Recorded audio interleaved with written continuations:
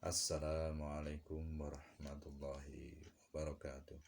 Innal hamdalillah nahmaduhu wa nasta'inuhu wa nastaghfiruhu wa na'udzu billahi min syururi anfusina wa min sayyiati a'malina.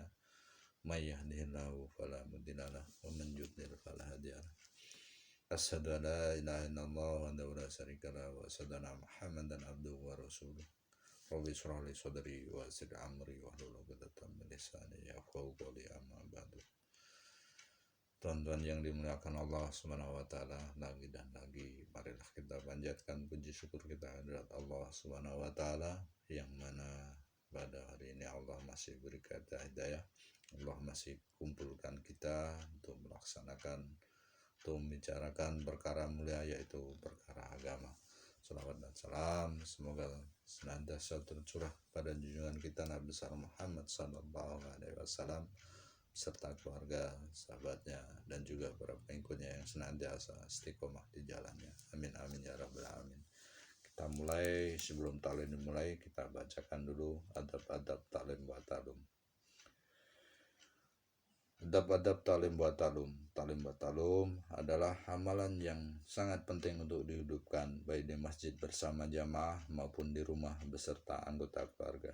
Hal ini disebabkan ta'lim wa ta'lum adalah amalan yang hidup di Masjid Nabawi. Maksud ta'lim wa ta'lum adalah untuk meningkatkan semangat atau jazbah untuk beramal. Karena dibacakan firman-firman Allah SWT dan sabda-sabda Rasulullah SAW yang bicarakan tentang keutamaan mengerjakan suatu amalan dan ancaman bila meninggalkannya. Fadilah ta'lim wa ta'lum adalah yang pertama mendapatkan sakinah atau ketenangan jiwa, yang kedua dicucuri rahmat oleh Allah Subhanahu wa taala, yang ketiga dikerumuni para malaikat, yang keempat dibangga-banggakan oleh Allah Subhanahu wa taala di hadapan majelis para malaikat. Dalam beberapa hadis disebutkan Bismillahirrahmanirrahim, an Abi Hurairah radhiyallahu anhu anna Rasulullah sallallahu alaihi wasallam qala majtama'a qaumum fi baitim min buyutillahi ta'ala yatsluna kitaballahi wa yatadarusuna bainahum illa nazalat alaihimus sakinatu wa ghasyiyatuhumur rahmah wa hafathumul malaikah wa dzakarahumullahu fi man indah. Dari Abu Hurairah radhiyallahu anhu bahwa Rasulullah SAW bersabda, tidak berkumpul suatu kaum dalam satu rumah dari rumah-rumah Allah. Mereka membaca kitab Allah, saling mengajarkannya sesama mereka, kecuali diturunkan kepada mereka sakinah, rahmat menyirami mereka. Para malaikat akan mengerumuni mereka, dan Allah akan menyebut-nyebut mereka di kalangan malaikat yang berada di sisinya. Hadis riwayat Muslim, Abu Dawud. Adab-adab ta'lim wa ta'lum adalah adab batin, adab lahiriah.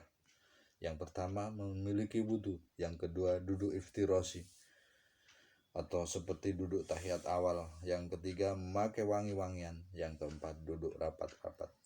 Yang kedua adab batinnya meliputi takzim wal ihtiram, mengagungkan dan memuliakan, tasdik wal yakin, membenarkan dan meyakini, yang ketiga ta'sur bil qalbi, mengesankan dalam hati, yang keempat niatul amal wat tablik, berniat mengamalkan dan menyampaikan.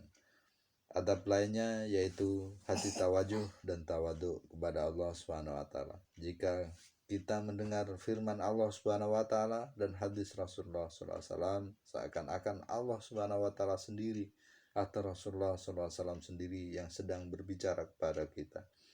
Apabila nama Allah disebut, maka kita ucapkan Subhanahu wa taala atau Azza wa Jalla.